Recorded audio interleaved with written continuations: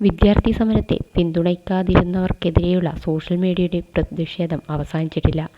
അതിൻ്റെ ഫലമാണ് ഓരോ ദിവസവും പേളി മാണിക്കെതിരെ സോഷ്യൽ മീഡിയയിൽ പ്രത്യക്ഷപ്പെടുന്ന നിരവധി കുറിപ്പുകളും പോസ്റ്റുകളും മീമുകളും. പേളിയെപ്പോലെ ഒരാളിൽ നിന്നും മലയാളികൾ പ്രതീക്ഷിക്കാത്ത തരത്തിലുള്ള പ്രതികരണമാണ് വിദ്യാർത്ഥി പ്രക്ഷോഭ സമയത്ത് വന്നത്. അതുകൊണ്ടു തന്നെയാണ് എല്ലാവരും പേളിക്ക് എതിരെ തിരിഞ്ഞതും വിമർശിച്ചതും മാസീവായി അൺഫോളോ നടന്നതും. സീരിയൽ നടിയായ മറ്റൊരു പെണ്ണ് ജീവനു തുല്യം സ്നേഹിച്ച ഒരാളുടെ കൂടെ ലവലേശം കുറ്റബോധമില്ലാതെ ജീവിക്കുന്ന ഒരാളിൽ നിന്ന് നിങ്ങളൊക്കെ എന്താണ് പ്രതീക്ഷിച്ചത് എന്നാണ് പേളിയുമായി ബന്ധപ്പെട്ട് ഇപ്പോൾ നടക്കുന്ന വിവാദത്തിൽ പ്രതികരിച്ച് റഫീല നിസാർ അഹമ്മദ് എന്നയാൾ ഫേസ്ബുക്കിൽ കുറിച്ചത്.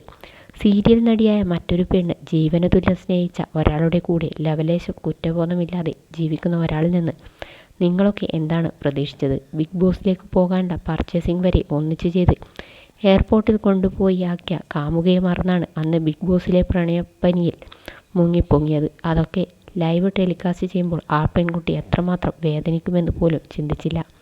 അതിൻ്റെ ട്രോമയിൽ ആ പെണ്ണ് പുറം ലോകം പോലും കാണാതെ കഴിച്ചുകൂട്ടി. അവൾ ഇന്നും വിവാഹം കഴിക്കാതെ കഴിയുന്നുമുണ്ട്.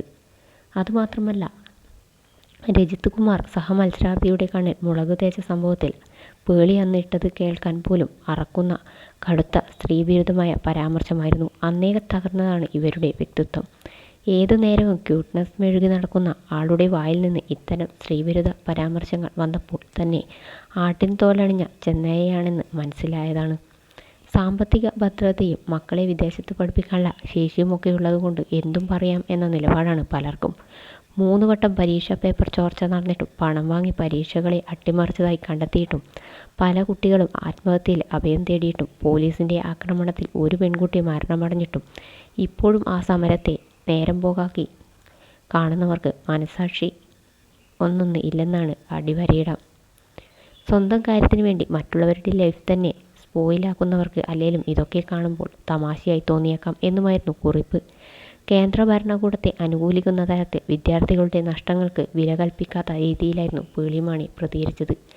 മലയാള സിനിമാ താരങ്ങളിൽ ചിലരെല്ലാം പേളിക്കെതിരെ തിരിഞ്ഞിട്ടുണ്ട്. CJPയും കേന്ദ്ര സർക്കാരും തമ്മിലുള്ള 3-ാം വട്ട ചർച്ചയ്ക്ക് മണിക്കൂറുകൾക്ക് മുമ്പാണ് തൻ്റെ ഔദ്യോഗിക എക്സ് അക്കൗണ്ടിലൂടെ ധർമ്മേന്ദ്ര പ്രധാൻ രാജിപ്രഖ്യാപനം നടത്തിയത്.